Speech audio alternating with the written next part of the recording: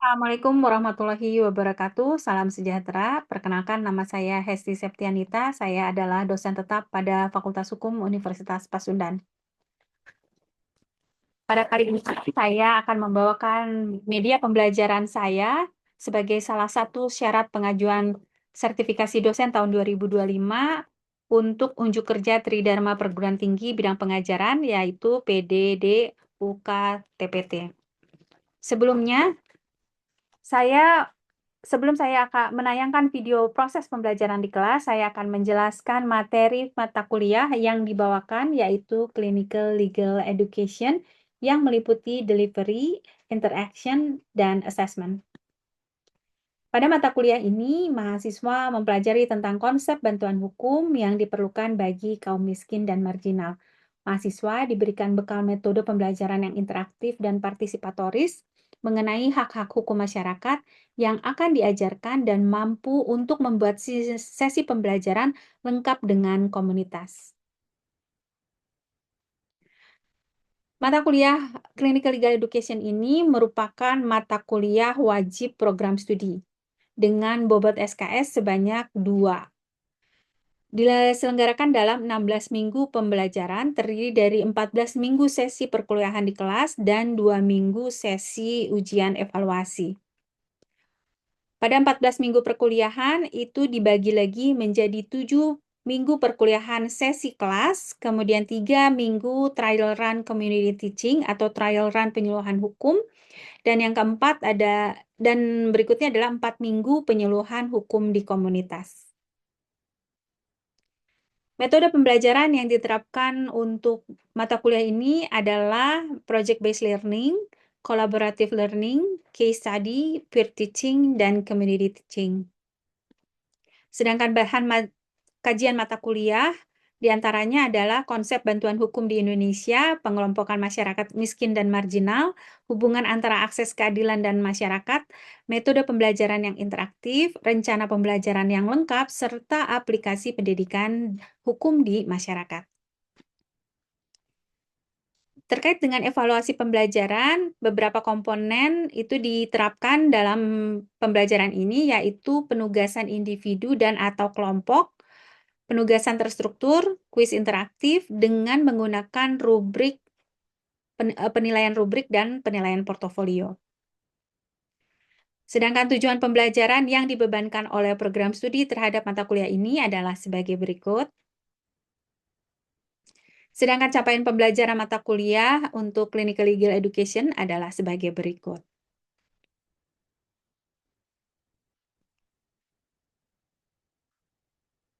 Demikian penjelasan singkat mata kuliah Clinical Legal Education. Selanjutnya kita akan melihat rekaman proses pembelajaran dengan materi bahan kajian menentukan kelompok miskin dan marginal sebagai penerima bantuan dalam real setting pembelajaran daring.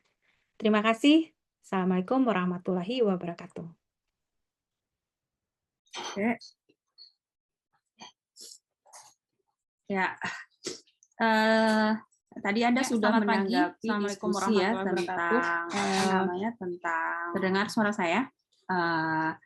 Terdengar, Bu.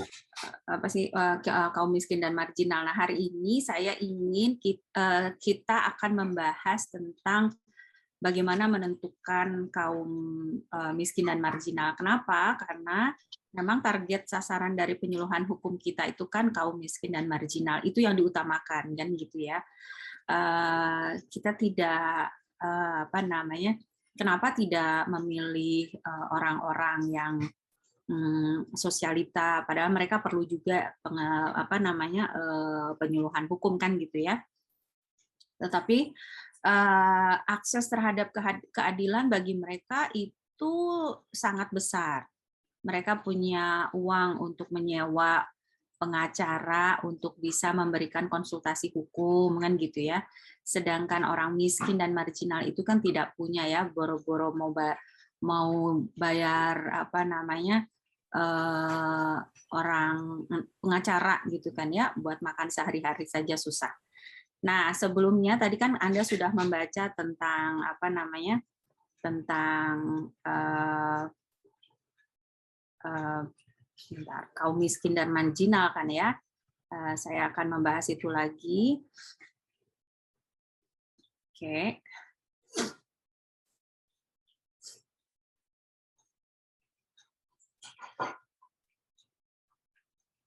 Ini diterbitkan oleh LBH Jakarta, Lembaga Bantuan Hukum Jakarta, gitu kan. Lembaga-lembaga bantuan hukum yang sudah kredibel, YLBHI itu punya webpage masing-masing, gitu ya. Ini bisa dipakai. Nah, saya mengambil bahasan tentang kaum tertindas itu dari LBH Jakarta ini. Ini kalau tidak salah dari Mei 27 Mei 2014 ya. Jadi ini sebenarnya kalau untuk data statistik dan sebagainya ini mungkin sudah agak tertinggal begitu ya, tetapi pengertian dan range-nya tetap saja masih bisa dipakai. Gitu ya. Nah, kita akan lihat siapa sih kaum tertindas sebelum kita nanti membahas satu-satu pilihan komunitas Anda ya. Anda kan tadi sudah menulis ya, nanti kita bahas pas nggak sih ini sebagai kaum miskin dan marginal, walaupun menurut saya sudah bisa Anda grasp ya idenya gitu, dan bisa memilih dengan cukup tepat gitu ya. Nah, kalau kita lihat di sini menurut LBH Jakarta 2014 ada sekitar 28,55 gitu ya. Orang miskin menurut data dari Badan Pusat Statistik Nasional gitu ya. Namun menurut saya dengan adanya pandemi ini bisa double gitu kan ya, bisa lebih dari ini, mungkin menjadi 2 kali lipat gitu ya.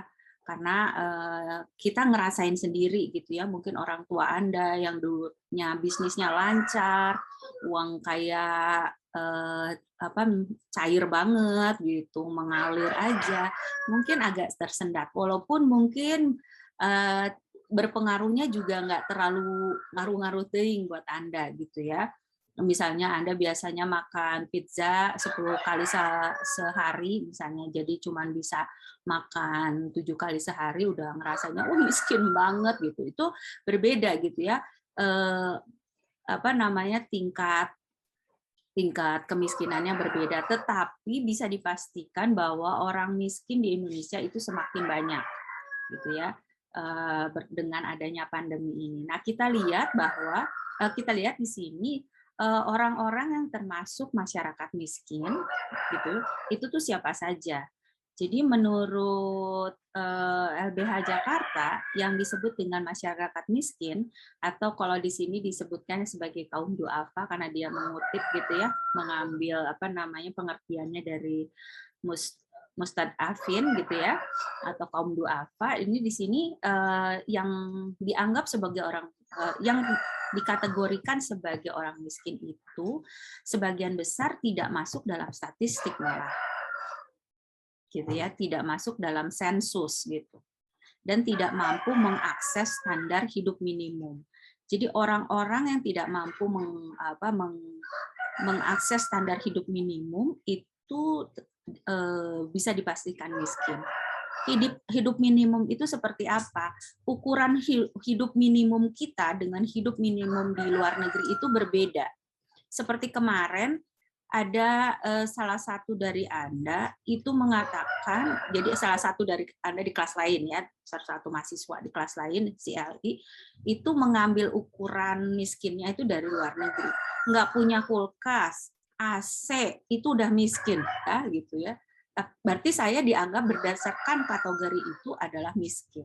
Jadi kategori itu harus dilihat karena hidup Indonesia itu memang baru kalaupun ada di atas garis kemiskinan, tapi letaknya tidak jauh dari garisnya. Gitu. Jadi ketika Anda membuat standar kemiskinan itu harus melihat rata-rata yang dipunyai. Gitu ya. Jadi kalau misalnya nggak punya kulkas dianggap miskin, ya kalau menurut saya sih agak bukan itu gitu ya, standarnya. Tidak semua orang merasa memerlukan AC kan gitu ya. Banyak rumah-rumah bagus nggak pakai AC karena banyak bukaannya kan gitu ya. Jadi itu bukan standarnya. Standarnya misalnya dia mendapatkan upah di bawah upah minimum regional, misalnya itu ya. Itu jadi standar terukurnya dia terukur dengan jelas gitu ya. Nah, kemudian selain orang-orang yang tidak bisa mengakses standar hidup minimum, masyarakat miskin itu juga masuk dalam masyarakat miskin dan marginal itu salah satunya adalah kelompok minoritas. Apa? Kelompok minoritas tuh menurut Anda siapa aja sih kelompok minoritas? Para penyandang disabilitas, Bu. Oke, kenapa dianggap sebagai kelompok minoritas menurut Zibran? Karena jumlahnya yang tergolong sedikit dan itu tuh merupakan suatu anugerah dan kekurangan juga, Bu. Tapi untuk skala manusia normal itu sedikit gitu, Bu, yang mempunyai masyarakat itu. Disabilitas. Ya. Yang lain, kelompok minoritas itu mana saja menurut Anda? LGBT, Bu. LGBT, oke. Kelompok-kelompok LGBTQ ya, sekarang pakai Q. Queer kan ya, queer itu yang kita bilang waria ya, queer itu ya. Oke, oke. Kenapa disebutnya kelompok minoritas? Karena terpinggirkan, Bu. Maksudnya terpinggirkan? Karena berbeda dari yang lain gitu, Bu. Jadi sering terjadi diskriminasi terhadap kelompok tersebut. Itu marginal mungkin ya? Maksudnya kelompok marginal ya? Oh iya, Bu. Minoritas, oke. Ada lagi? Ya, Gom-Gom. Disingkirkan karena kualitasnya berbeda, Bu, dengan normal. Itu apa? Itu yang mana? Yang kelompok LGBT? Yang LGBT. Iya. Ya, Bu. Masalahnya ukuran normalnya berbeda ya. Menurut dia normal-normal aja gitu ya. Gitu kan. Hanya karena normalnya menurut mayoritas gitu ya, makanya dia jadinya minoritas gitu kan ya. Padahal secara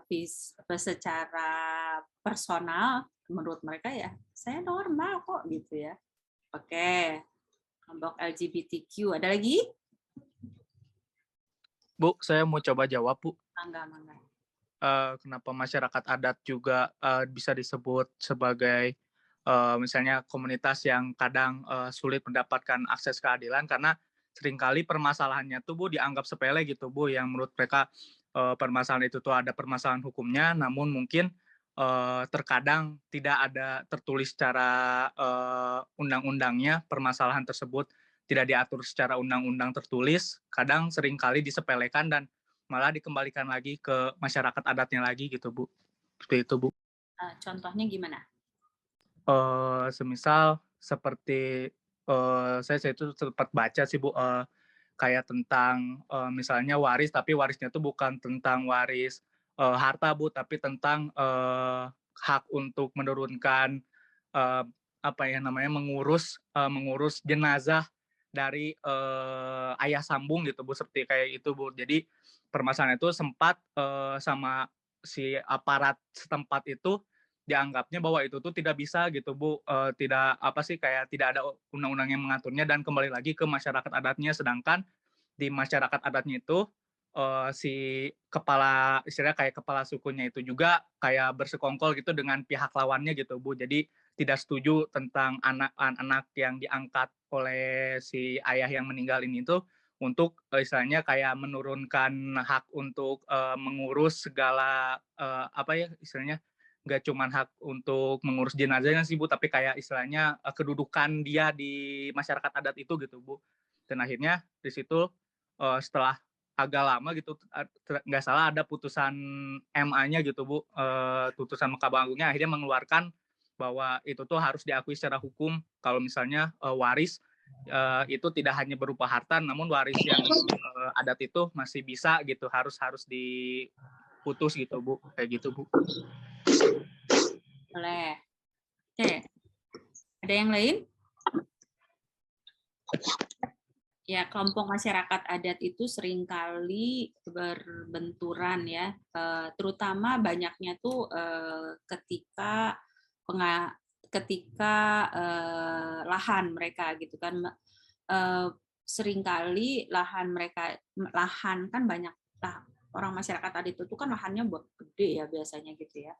Malah sebagian dari kelompok masyarakat adat ini tinggalnya di hutan-hutan lindungan gitu ya. Hanya seringkali dilanggar juga gitu hak-hak mereka untuk menjadi sebagai masyarakat adat gitu, sehingga lahan mereka seringnya lahan mereka itu tidak punya sertifikat hak milik ya gitu ya. Jadi seringkali dimanipulasi oleh masyarakat kota gitu, sehingga kepemilikan lahannya itu dicaplok ya gitu oleh orang-orang kota gitu. Orang-orang kota tuh jahat ya gitu kan ya, karena merasa lebih paham dengan celah hukum gitu, sehingga menyelundupkan hukum dan menipu gitu kan, sebenarnya penipuan kan gitu ya. Itu salah satunya, banyaknya kasusnya itu masyarakat adat. Kemudian kasus terhadap budaya itu juga banyak budaya-budaya mereka yang akhirnya tercemari gitu, lingkungan juga tercemari karena menjadi objek wisata misalnya gitu ya, kampungnya gitu.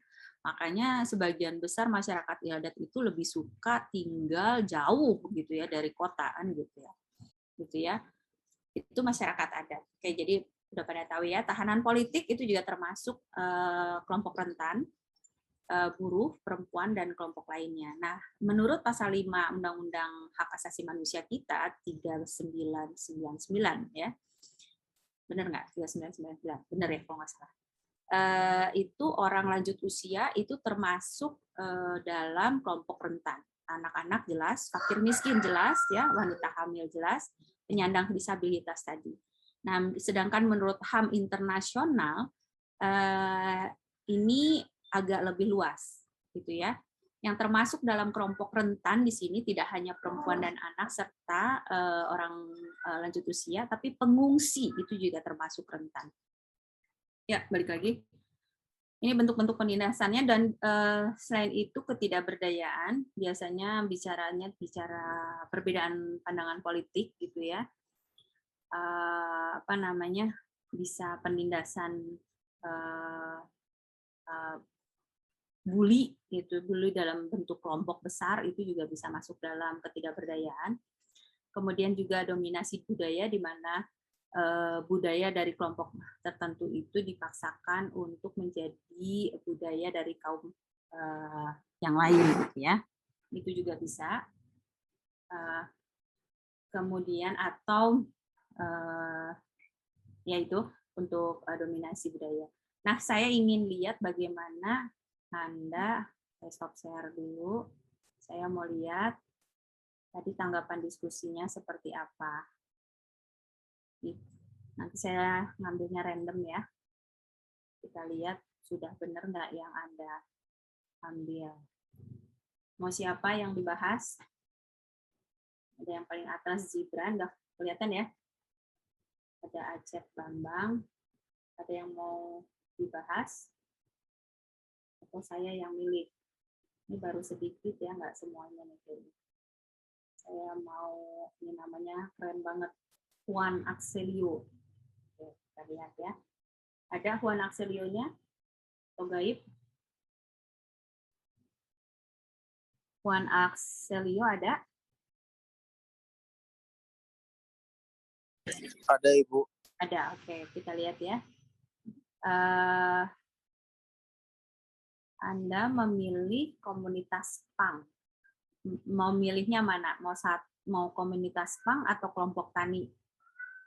Saya sih tertarik nih, kenapa komunitas punk ini dianggap sebagai kaum,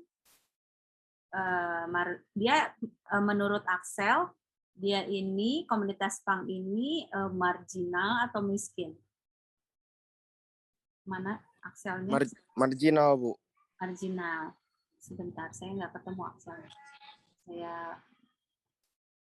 Sebentar ya. Oke, kenapa dia dianggapnya marginal aksel?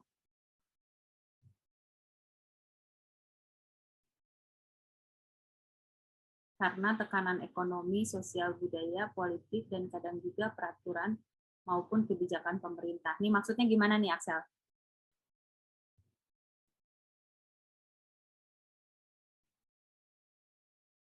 Nggak apa-apa ya, ini kan pendapat ya. Kalaupun misalnya nanti kurang tepat, nanti dilurusin gitu kan ya.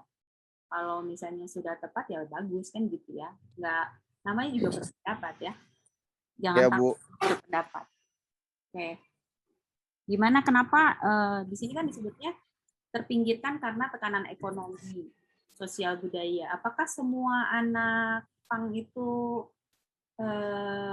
tidak berdaya secara ekonomi? Tidak semua sih, Bu, tapi sebagian juga banyak yang memilih kayak pendidikannya jadi kayak di jalanan gitu, Bu. Jadi banyak orang yang ngecap bahwa kaum pang itu kayak tertekan di bidang ekonomi, sosial, karena ruang lingkup kehidupan mereka, Bu. Oke, jadi apakah mereka masuknya marginal? Marginalnya di mana? Dia mendapatkan diskriminasi nggak? Salah satu ukuran marginal itu kan mungkin diskriminasi ya. Dia diskriminasi nggak? Susah nggak dia dapat ke pekerjaan misalnya? Atau memang mereka Susah, Bu. susah? Iya, Bu. Oke, Anda saya ambil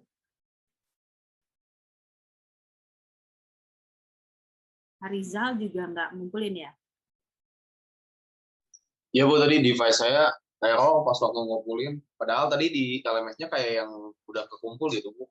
Tapi waktu saya cek lagi nggak ada namanya saya. Oke, saya pilihin aja deh Raswan. Ada nggak Raswan? Raswan Fauzan. Siap Bu, ada Bu. Gimana Bu? Kaum pemulung ya? Iya Bu. Oke. Kaum pemulung tuh apa sih?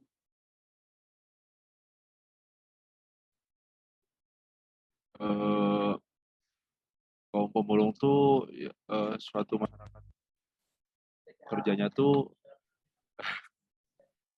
mulung aja gitu Bu. Jadi gimana ya? Dari segi pendapatannya pun mungkin nggak bisa tetap gitu Bu. Jadi dia miskin. Ya. Kalau yang dikategorikan seperti itu sih Bu. Kalau jadi bandar gimana? Kalau jadi bandar sih mungkin menurut saya beda lagi ya Bu ya. Oke, nggak dianggap sebagai pemulung gitu. Iya. Oke. Kenapa dia terpinggirkan? Kenapa dia marginal? Dia mendapatkan diskriminasi atau akses terhadap pekerjaan aja yang dia nggak dapat? Menurut saya dari segi akses pekerjaannya aja sih Bu. Oke. Jadi dia tuh pasti akan kesulitan untuk mendapatkan dan juga mencari pekerjaan yang lebih bisa menaikkan taraf hidup mereka gitu Bu. Kemudian juga dari segi diskriminatifnya juga kadang juga ada beberapa masyarakat yang sulit akan menghargai keberadaan mereka gitu Bu. Jadi yang dihargai aja gitu Bu di lingkungan masyarakatnya. Betul ya. Seringkali mereka dicurigai malah gitu ya. Nah, begitu Bu. Malah jadi dicurigainya bisa ngeduga-duga mau ngelakuin kejahatan gitu bukan? Oke. Setuju. Oke Bu. Ya, setuju. Terima kasih Bu. Ayo sama-sama. Ya. Gini ya, untuk yang hari ini tidak mengumpulkan diskusi di lain waktu itu diskusi ini pasti saya nilai gitu ya, walaupun misalnya tidak dinilainya itu nanti ketika menilai tugas. Jadi kalau misalnya Anda tidak mengumpulkan tugas, biasanya saya lihat diskusinya bagaimana gitu. Nah, jadi jangan dicuekin ya, urusan diskusi tetap harus dikerjakan gitu, karena nanti memang Anda tetap saja diskusi ini berpengaruh terhadap nilai Anda. Gitu ya. Untuk yang belum berdiskusi, yang beberapa kali tidak menanggapi diskusi. Jadi pasti dinilai diskusinya itu. Nanti akan berpengaruh ke nilai tugas Anda. Jadi diskusi itu memang kalau saya menilai tugas itu, saya lihat dulu tugasnya, misalnya ada tugasnya ada 4, saya lihat tugasnya terpenuhi semua, saya nilai. Nah, untuk diskusi itu sebagai nilai tambah gitu. Nah, buat yang kurang diskusinya ditambal, yang kurang nilai tugasnya ditambal di diskusi. Jadi diskusi itu malah buat saya sih penyelamat Anda ya. Nah, makanya harus sering-sering menanggapi diskusinya. Itu memang seringkali banyaknya nggak nanggapin diskusi, dianggapnya ya nyantai aja gitu, mau dinilai gitu. Padahal dinilai ya diskusi itu. Oke, saya kira ini Anda sudah semua bisa ya, sudah bisa menentukan mana kaum marginal, walaupun sampelnya tadi cuma nggak semuanya kita bahas, tapi kalau menurut saya dengan kita mendiskusikan beberapa ini sudah bisa menggrabs gitu ya, idea bahwa ini adalah kelompok miskin dan marginal gitu ya. Nah, ini rencananya Anda sih masih bisa boleh berubah kelompoknya, kelompok marginalnya yang mana yang Anda pilih, tuh nanti akan mempengaruhi penyuluhan Anda. Walaupun penyuluhannya masih belum langsung ya, tapi misalnya membuat poster, video penyuluhan, buku saku dan lain sebagainya, tetap pada komunitas itu. Bisa dipahami ya? Oke. Bisa, Bu. Ada pertanyaan atau ada yang mau didiskusikan? Betul, bisa. Kalau tidak ada, kita cukupkan sekian ya. Terima kasih atas kehadirannya. Assalamualaikum warahmatullahi wabarakatuh. Waalaikumsalam warahmatullahi wabarakatuh. Terima kasih, Bu. Terima kasih, Bu.